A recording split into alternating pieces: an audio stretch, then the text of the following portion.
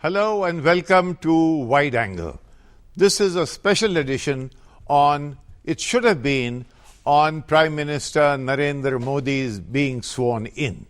But actually, he has leapt from Gandhinagar to New Delhi, and from New Delhi, he is now standing on this big podium of SAARC.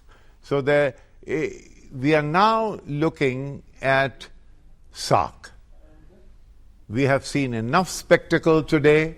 There has been, driving in just now, it was like the olden days when Mahabharata was being shown and the streets were absolutely empty because people are sitting around their television sets as around an altar or a god.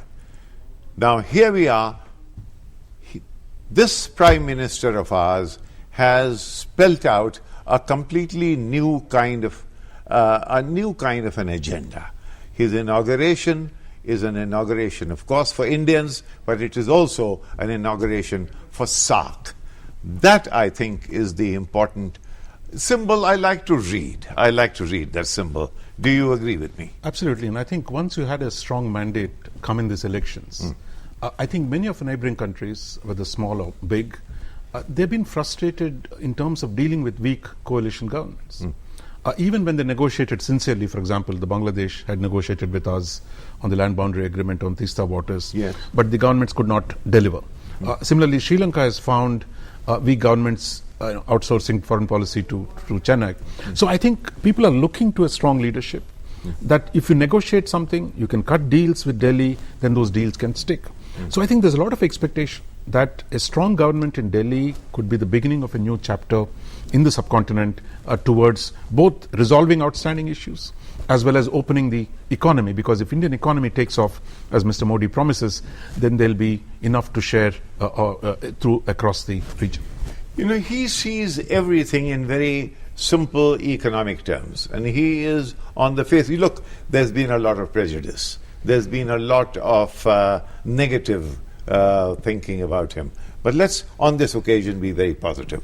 I have a feeling that he thinks economy, he thinks economics, and when I talk to youngsters, and I do talk to some youngsters, one of the big things anywhere in the world today, Sheel, is that you get into your car, this is the age of the automobile, and you can drive across borders anywhere.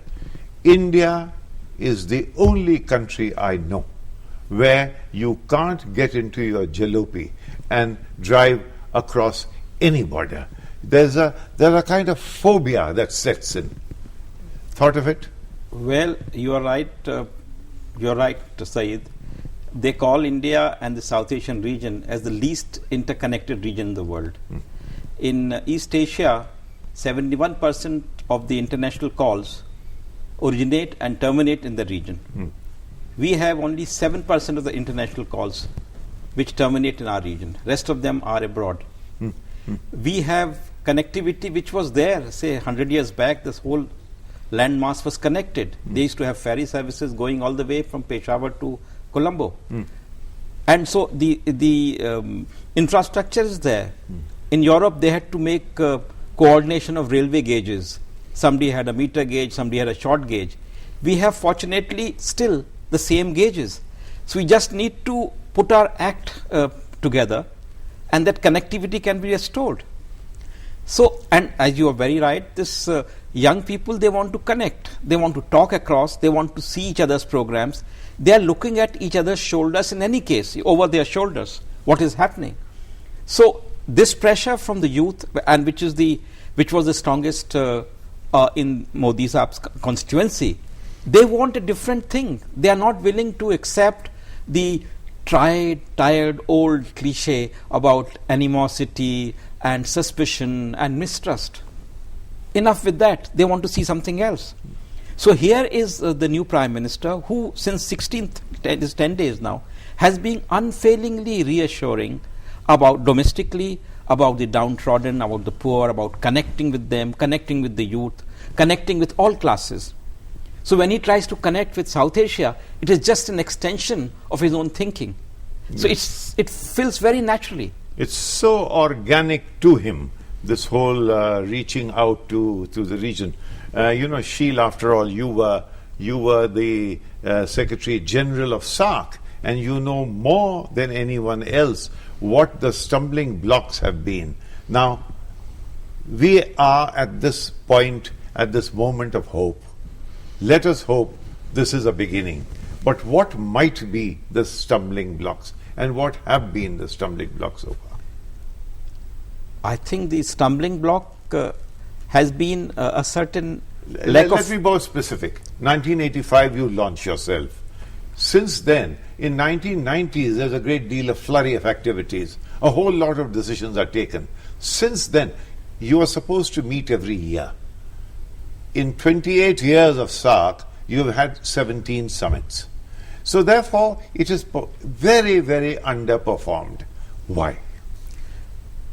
It is because you should put it, you should see it differently, Saeed. You should see it, the kind of problems that against which SAARC was working. I mean, the hostility, political hostility, the humongous armies, nuclear weapons, and terrorism. Against all this, there was this message of peaceful cooperation, welfare for the people, uplifting their lot. Yes. So this had to work against heavy odds. So when you see this full perspective, it's not been that bad.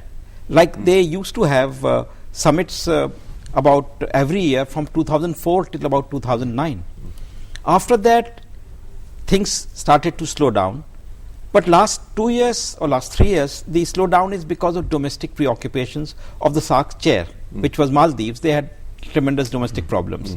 And Nepal, which was going to be the next chair, they are just about now through with their political process.